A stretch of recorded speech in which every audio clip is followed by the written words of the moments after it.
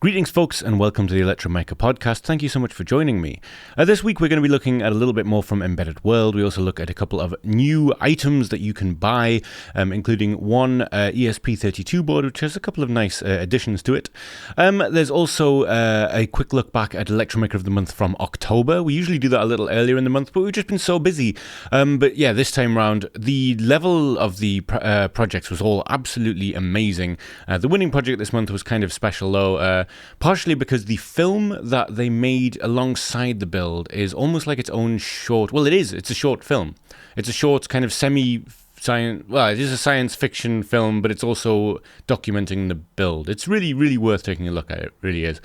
Anyway, with all of that to get through, rather than me waffle on in the intro as I am wont to do, let's just get on with the show.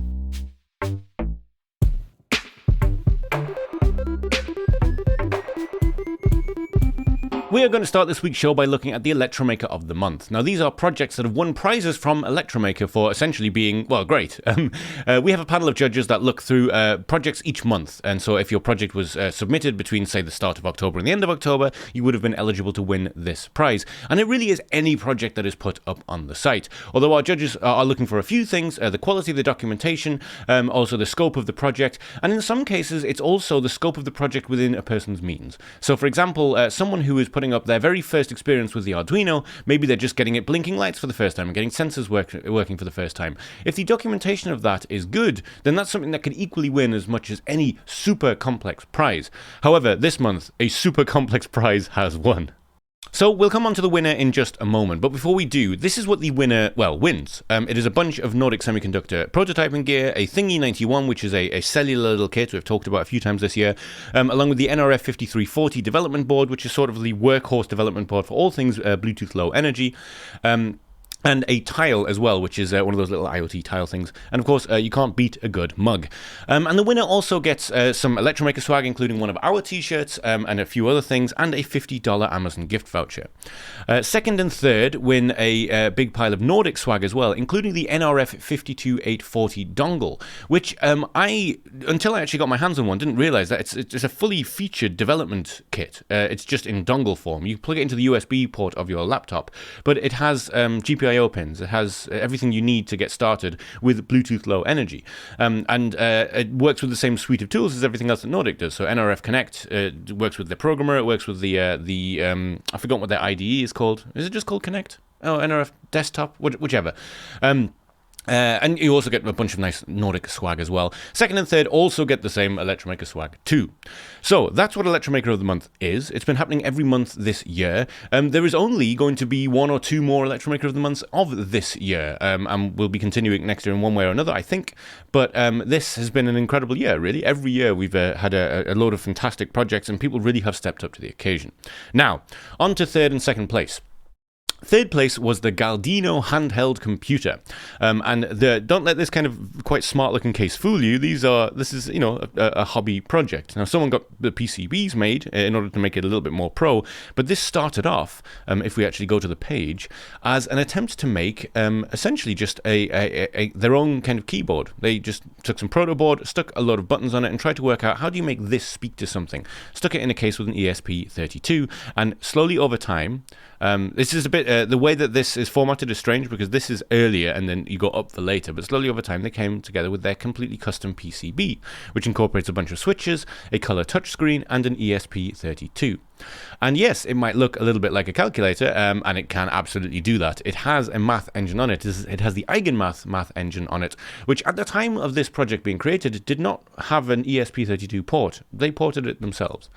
There's a lot to love about this project and too much to go into now, but in short, this is a graphing calculator. It is also an IoT device. It can be used currently with Philips Hue bulbs, but of course that can be extended out, but it is an ESP32. And it also has if I remember correctly, you can also run Python on it. There's a text editor, draw graphic functions. and a custom weight control system. I'm not actually sure what the custom weight control system is. I may have missed that on my first read through. But yes, there is a lot to love about this. It is a completely custom MicroPython implementation. It is a fantastic project, and congratulations for winning third place. This is a project from Angel Cabello. Sorry if I'm mispronouncing that name. Yeah, this is a fantastic third place. Moving on to second place, we have the Robo Gaggia, which hardly fits on my screen. This is taking a Gaggia espresso machine, or Gaggia, I suppose. Again, English pronunciation here, I apologize, and automating it in a number of kind of interesting ways. This is both of these projects were picked not only because they are fantastic projects, but because of their write-ups. There's a really good write-up here, a really good write-up of what is bad about it. It's not bad as such. Manual steps making coffee is something that some people enjoy, but if you just want to press a button and come back and have a nice coffee, and this GIF is triggering me, I want coffee, this is saying exactly why he wanted to do it. There's all of these steps you have to go through manually in order to get good coffee. And this is an attempt to take all of these things and make them, just automate them, essentially. So using thermostats, and also using thermostats, so... Let me just see, dual PID temperature controllers, and then flow control. Also, they integrated a scale that fits into the drip tray, so you can measure the amount of coffee that's coming out. Auto shut-off, and then a microcontroller-based automated brew process that eliminates the need for the brew or steam buttons. And there's a couple of other things going on here as well. Hacking coffee machines is one of those things that I think a lot of makers sort of fixate on, because you could buy the cheapest coffee machine from a supermarket and then make it an IoT device with a relay and a few bits and pieces. But this takes it way many steps beyond. This is a fantastic project. The level of detail that's gone into this is stunning. And for me, this is one of the ones that I personally found really interesting to read through, because I'm not much of a coffee fanatic, but I do understand that it's way more complicated than, just hot water in the thing. There's a lot of control that needs, and especially the dual PID temperature sensors, I thought was a fantastic thing here. But they were the second and third places, and so congratulations to both of you. You come second and third, but the winner this month is a project which is so fascinating for so many reasons. But let's just begin with the thing itself. This is a headboard, essentially. It goes over your bed, and it has a bunch of LEDs inside it. It also has a voice assistant inside it, and it also can... weirdly enough, brew you coffee. Not quite the same level as the Robo Gaggia we just looked at. But it has its own voice assistant called Prisma, and the way that was made was very interesting. There's also, the project is called Project Lumen. So just very briefly, let's talk about the build, but I don't want to talk about it too much before telling you the other side of this, which is the wonderful video that comes with it. But yes, in short, this is a prototype project, but it covers a lot of ground, and I'm going to try and go through it quickly, but it's kind of difficult to do so because there's so many elements to it. So the frame, to begin with, there's a few molded plastic parts here, but it also uses kerf bending, which is a method of bending wood, which is very precise. You cut lots of little slots into the wood so that it will bend around without the wood actually breaking, and you can bend some quite complex shapes into wood if you know how to do it, which the Maker absolutely does. The Maker here, by the way, is Sector 7. That is their nom de plume. I saw the actual maker's name somewhere, but I cannot remember what it is. I'll make sure I dig that out before the end of this section. So there's 3D printed panels here that get fused together using a soldering iron, and also also these beautiful wooden panels that come together to make this wrap-around kind of style that you see at the start of here and see in this video thumbnail here as well. It wraps entirely around the bed. Now, inside, there are a couple of Arduino Megas who are doing a lot of the heavy lifting here, but there is also a micro speak up board, which is a hardware board I was not familiar with until this project. It is a fully integrated board that can recognize, I think, up to sort of like 100 different text phrases. You can speak to it, it will listen to you, and I don't know how it works. I don't think it's an Edge AI device. I think it just looks for close to similarities in voice patterns, although how they would do that without Edge AI, I don't actually know. But yes, the Speak Up clickboard from Micro.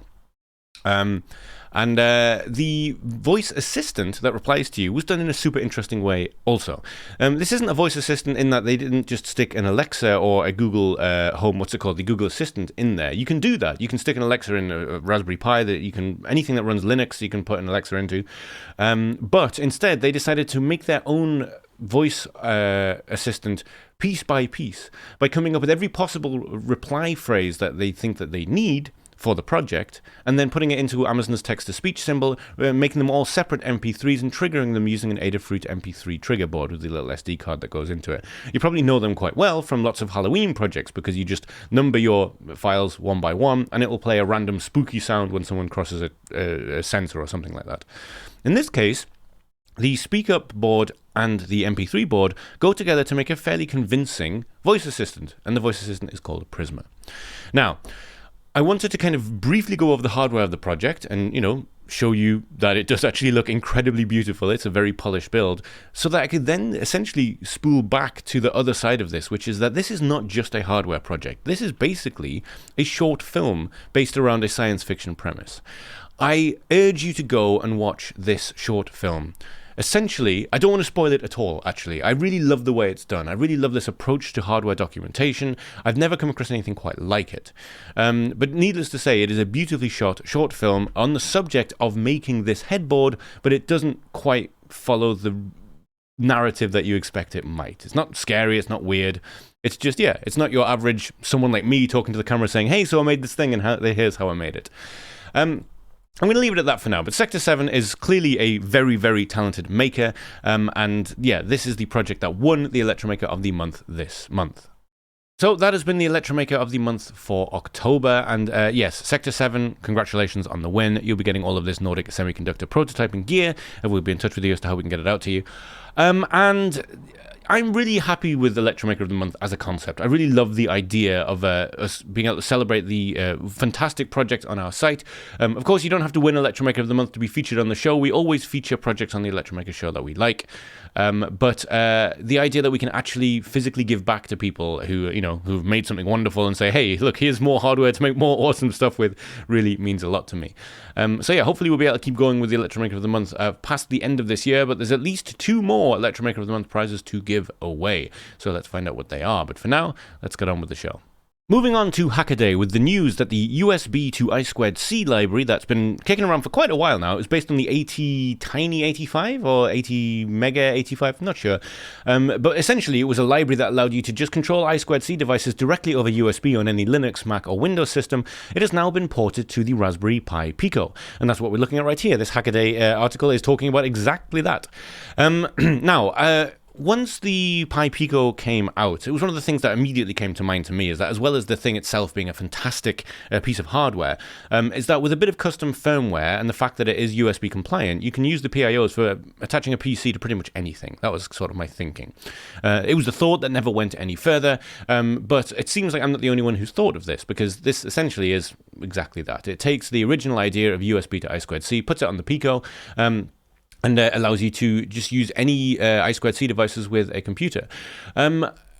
The reasoning for this back in the day, there's obviously multiple reasons for this. The first one is just, that's kind of cool. I mean, the idea of having a tiny I2C screen hanging off the bottom of your screen that just had, say, I don't know, CPU and GPU temperature, if that was important for you to know at the entire time. Or maybe you could even just have your Twitter feed there, if that's, again, something that you need to see all the time. Why have a separate thing for that? Having a completely separate machine that's attached to the internet is faff. You can have this one thing attached to your main computer. And another one of the reasons, which was very similar to that, was security. If you're going to spool up an entire Raspberry Pi, which is connected to your network, it's another thing that could be attacked from the network, and it's another computer that you have to give whatever stack you have for security. If you're not doing this at home and in an office environment, that might be very specific and very limiting. It might just stop you from doing it altogether. This is the answer. The Raspberry Pi Pico, which is a very, very cheap development board, it's sold for a handful of dollars. I can't actually remember how much the Pi Pico is. Is it $4? I think the Pi Pico is $4 and the Pico W is $6. Is that right? Yes. But they are given away in abundance at trade fairs as well, and they were given away in the front of the Raspberry Pi or the Magpie magazine, all that kind of stuff.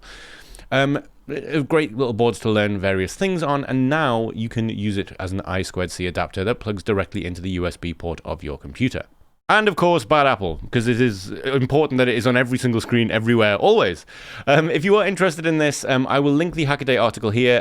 You'll see I've already visited the GitHub here.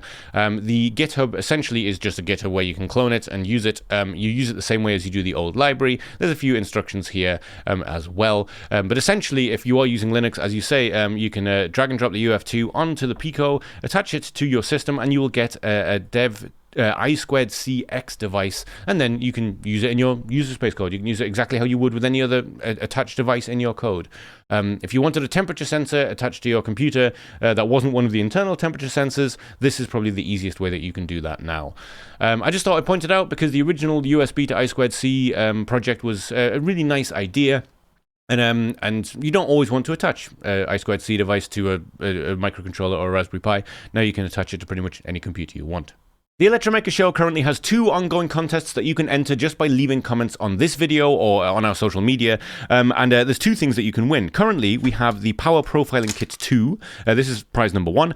This is a really powerful bit of kit, actually. I've had one of these myself. This is a sealed new one. I had one to play with a little while ago. I think I also gave away.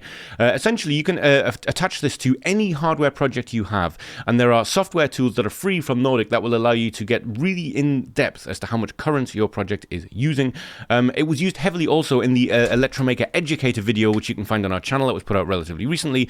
The video is called How to Use Less Power in Your Projects, or What to Do for Better Power Consumption in Your Projects. You will see Robin's face. He is the Electromaker engineer, who is also a fantastic educator, and he can take you through that, as well as how to use this bit of kit. So, if you are interested in winning a PPK2, all we need to know is what you would be doing with it. What project would you use in it? How would it be useful to you? And also leave the hashtag PPK2. PPK, the number 2, no spaces.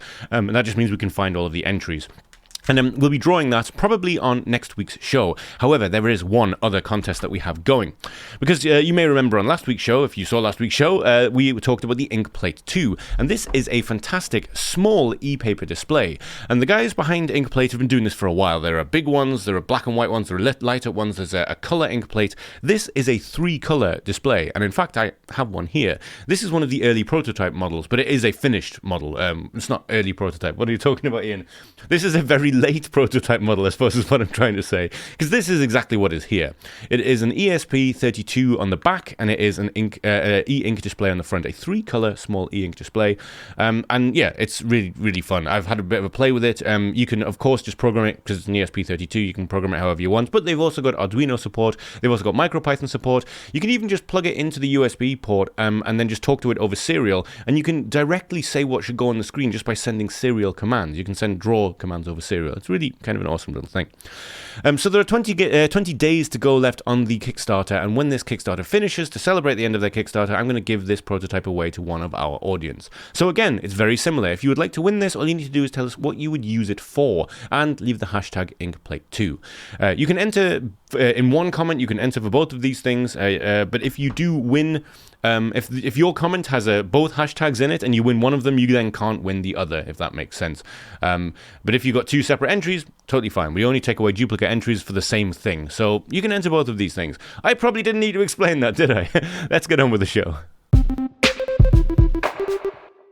It is time for Funding Website Things, where we look at things on funding websites, and we're starting on crowd supply with the Pocket Integrator. Now, this isn't the first time that we've seen the Pocket Integrator. When it was a pre-launch project, we talked about it, and I got quite excited about it, because it works with the Pocket Operator range of teenage engineering music-making devices. They have various different ones. My personal favorite is the PO33. It is a sampler that allows you to sample, strangely enough, and do lots of diverse and a surprising amount, given that it looks like a pocket calculator, you can do on this little device. But this attaches to the back of the Pocket Operator, the PO33. They're using the Rhythm KO, which is another great one that I haven't actually used myself, but I'm a big fan of. I can see myself having a big collection of them. I have 2 PO33s right now because sampling's my thing. And this allows you to add a bunch of different ideas to it. It's not. You see, when I first saw this, I thought this was just getting the PO in time and having a fun little maraca thing. The video up here essentially shows, I'm going to keep the sound off, I'm just going to try and kind of smack through it, but essentially you can shake it like it's a digital maraca, but you can also bang it against your hand in order to get the timing going. So say you wanted to start, you can go 1, 2, 1, 2, 3, 4, and it'll be in time with you. I'd urge you to watch the video. It goes through everything that it can do, probably a lot better than I'm about to, but here we go. So, as well as the maraca that it has built into it that will, play out through the Pocket Operator, and setting the timer of the Pocket Operator, it will also send MIDI syncing to any other device via MIDI TRS or USB.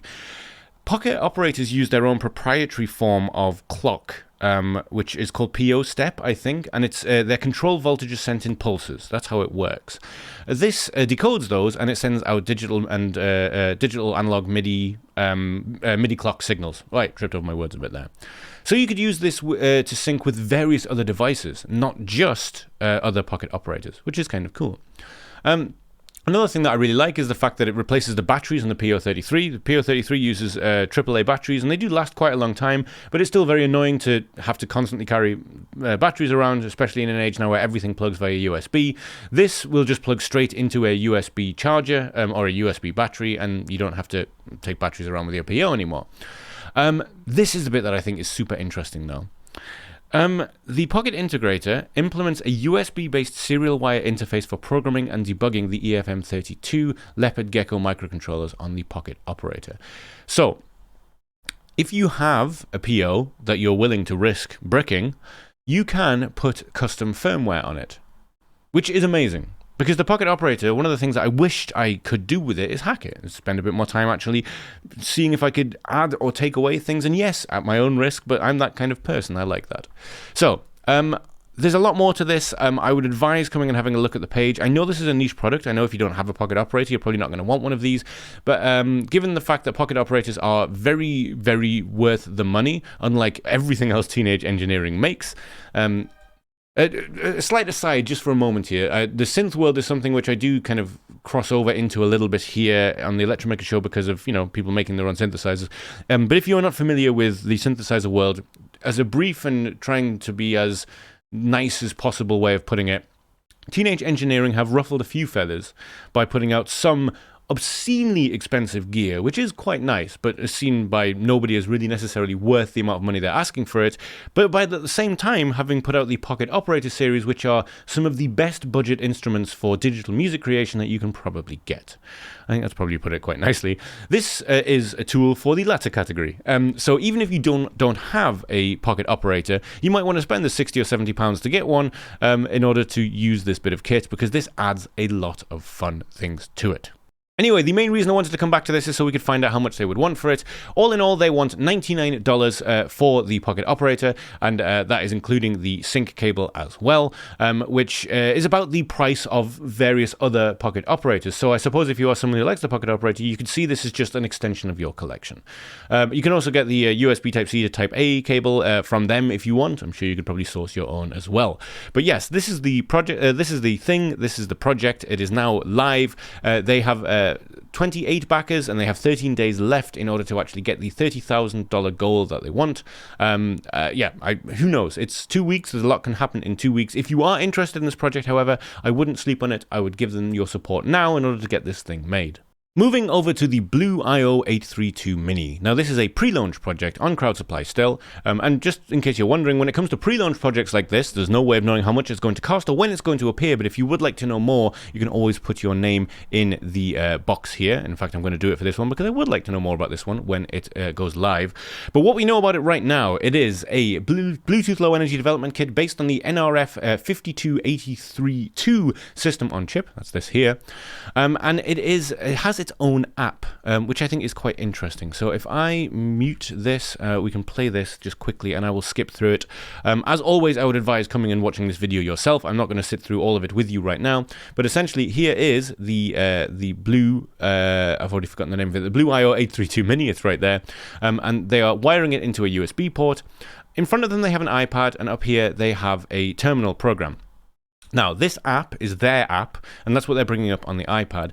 And this app is what will communicate between various different Bluetooth Low Energy devices and sensors and a host machine via serial. So this is talking to the Bluetooth Low Energy machine, and it is going to talk to the PC up there. And this project goes on to show you that you can send text back and forth and files back and forth. So hello from iPad, hello from PC, they're sending things back and forth through the dongle. Now, the idea, as it says, is that this is no code. So the app is going to support various different kinds of Bluetooth sensors and Bluetooth things that can be attached to it. In fact, it says down here somewhere, there's already a few things that have been, built in-app configurable features, serial interface bridge, UART, I2C, SPI of a target device. and GPIO functions, and the ADC, along with an NFC tag. It can use an NFC tag once a compatible antenna is plugged into the NFC connector. So it is essentially a small development board that allows you to work with various different forms of Bluetooth Low Energy without having to code it and without having to get into the software development kit side of things, which is really quite interesting because it uses a Nordic system on chip to do this. And this is almost like taking the original Nordic demo app that they show you for because most of your Nordic Blue Energy kind of development kits will come with something built in, which you can use through the Nordic app. The idea being, look, this is what you could do with it, but now you can take it further and develop further with it, with their suite of coding programs and things like that.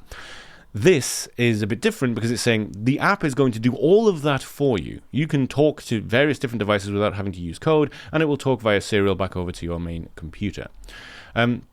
Yeah, it's a really interesting project, but it's a pre-launch project. We don't know anything about it. We don't know how much it's going to cost, but I really like the alternative ideas as to how you can start to get into different kind of protocols and work with things.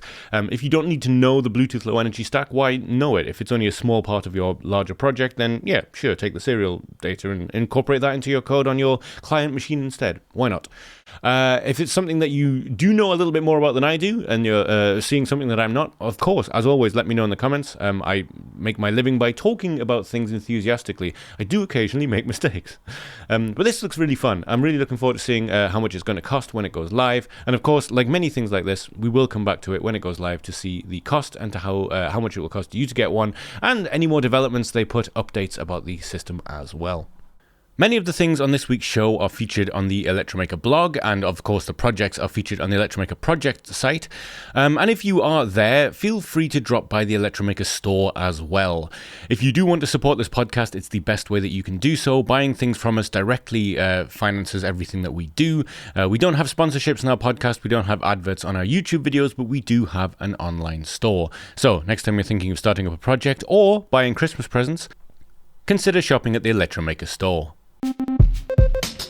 We're going to close out this week's show by talking about Electronica 2022. We're going to talk about a couple of things from Electronica 2022. There's not time to go through all of it. There was just so much there. And if you look at our blog, the electromaker.io blog, you will see there are lots of articles there. Each one of those articles embeds a video, which is an interview with someone from the different stands about various different bits of kit. And we looked at the NVIDIA Jetson Orin there. We looked at the new Rock 5 Model B that I talked about last week.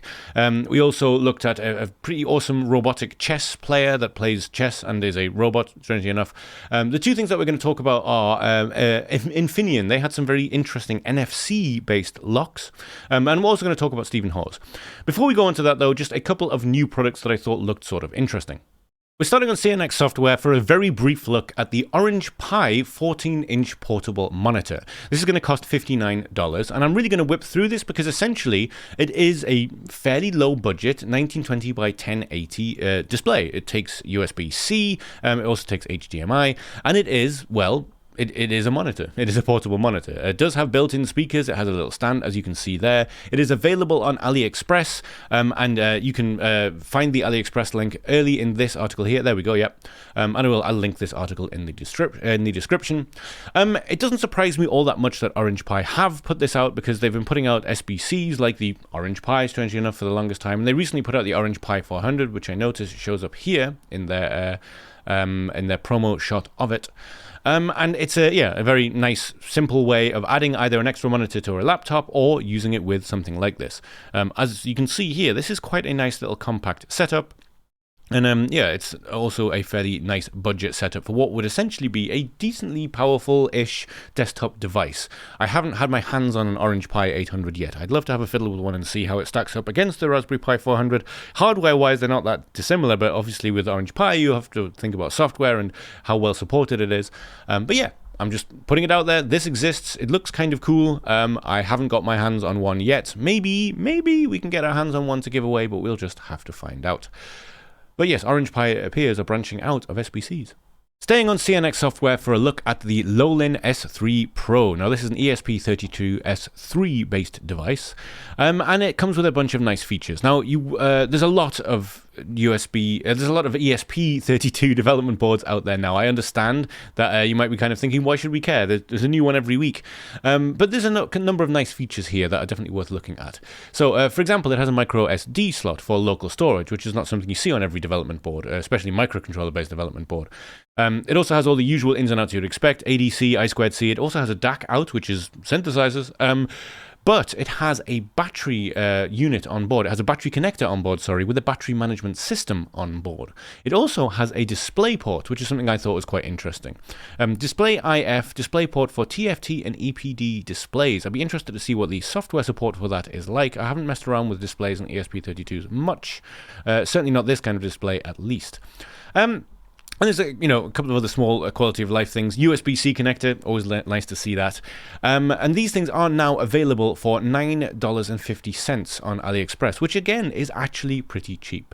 So I'll leave it at that for now. If you'd like to read the fantastic write-up on CNX, I will put it in the description of the video.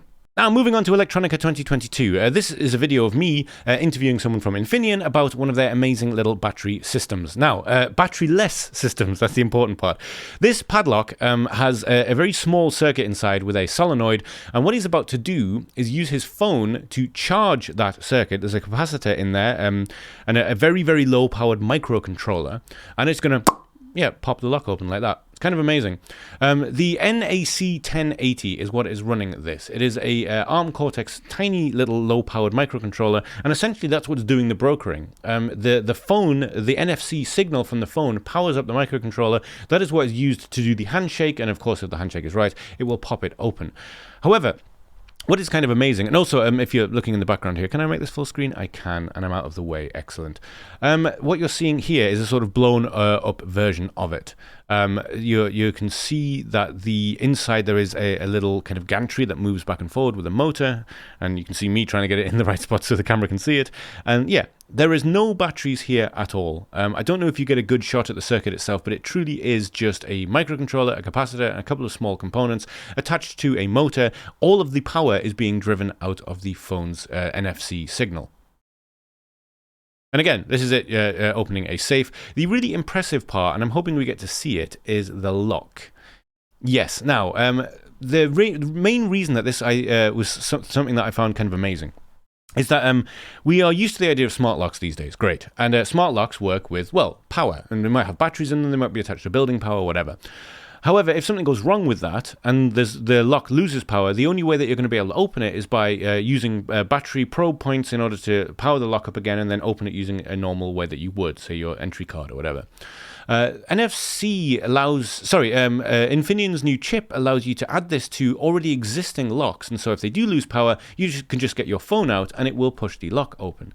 Now, it does take a lot longer to do because it takes a lot more charge in order to do it, but you can lock and unlock doors using this little thing. So all you'd need to do if the power was out and you couldn't use your normal locking and unlocking system is hold your phone up for a little while. You're seeing it working now. That wasn't even that long, actually. That was only 6 or 7 seconds. And then, your lock will unlock and lock again. And it has exactly the same amount of security as the main lock does as well, because it's NFC. It's the same security level as paying on your phone. It's the same security level as NFC, which is as good or as bad as I guess it is made to be. By the way, if you're wondering what I'm doing with my hands, I'm holding a cup of tea. It's still very cold in the attic up here. It's an Electromaker mug, though. I'm on brand. Anyway, this and various other blogs from Electronica are going to be on the front page of Electromaker for a while. If you just head here, you'll see all of these are blogs from Electronica with a couple of exceptions. But the one I really wanted to talk about, and I touched on briefly last week, was Stephen Hawes and the Lumen Open Pick and Place machine. Now, Stephen Hawes was at Electronica 2022. He's a maker and a manufacturer now from America who, unfortunately, I didn't get to meet, which is a real shame. I'm a fan of his. I've been watching his YouTube channel for a while now, and I did not know he was here. When our camera person was on the walk around looking for cool things, I was busy editing and writing other things, and I was miles away in the press room. It's a real shame. I would have loved to say hello to Stephen. But this article will be linked in the description of this video, and the video that we're about to watch together, which basically explains Lumen PNP better than I could, is embedded in here. But yeah, let's let Stephen introduce Lumen in his own words. My name is Stephen Hawes, and this is the Lumen PNP, which is a desktop pick-and-place machine. It is completely open source, so you can download all the source for this yourself and build one. What a pick and place is it's literally going around and picking up small electronic components, it's holding them over a camera and doing some computer vision to optically align where they are, and then it places it exactly where it needs to go onto a circuit board. So this is just our demo board that we bring to events. It just has a few LEDs and resistors on it, but this machine actually populates its own motherboard. So the actual controller that drives this thing, we actually make this using itself. It builds its own brain. At our office in Pittsburgh, we have a bunch of these things, and they make all of their own boards. We can go down to 0402 with it. The machine is $1745 USD, so just under $1,800. And you can see here it's picking all the parts out of just tape that's been pulled through. All the components come in this tape, and you pull it through and it'll pick them out. And this is okay. This is how we actually make all our boards at the office. But what we have coming out early next year is a powered feeder. So this actually moves the part forward automatically, and you just have the spool on the back, and it will move it forward, and it can pick them one after another. Here, I can, like that. So we can fit up to 50 of them on the machine at a time, and then it's totally automated. 50 unique parts with powered feeders, then you can do another 50 with strip feeders, just like you can see here where it's actually using them.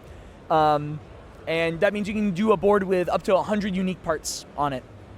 Like I said before, it's all totally open source. We have a community of over 3,000 people who are interested in the project and making modifications and upgrades. We're constantly working on making new features. And here's the board. Usually we actually will do solder paste on it and like pick and place all of the parts into the paste and then put it into the reflow oven. But Mesa Munich didn't want us to bring a reflow oven onto the floor, so we weren't able to do it. So we just have to use the sticky tape. But yeah, we're Opulo. We're the company behind the Lumen PNP pick and place machine. And yeah, you can go to our website at opulo.io. Now, as I mentioned, Stephen has a YouTube channel, and long before Lumen Pick and Place was a thing, I was aware of Stephen. Well, I mean, take a look on this screen and see why you think I may have been aware of Stephen already. We have a DIY analog synth module here, and we have a wrist-mounted flamethrower here. I feel like I don't need to say much more. I am sort of amazed looking back at these videos that I saw several years ago that they had so few views. I for some reason, I thought Stephen made videos that got millions of views. I was wrong. But don't let that have any bearing on what you should or shouldn't watch or quality. Stephen has been a fantastic content creator for a very long time, making the kind of videos that we as makers really enjoy as well. It's getting so cold, I'm having trouble getting sentences out now.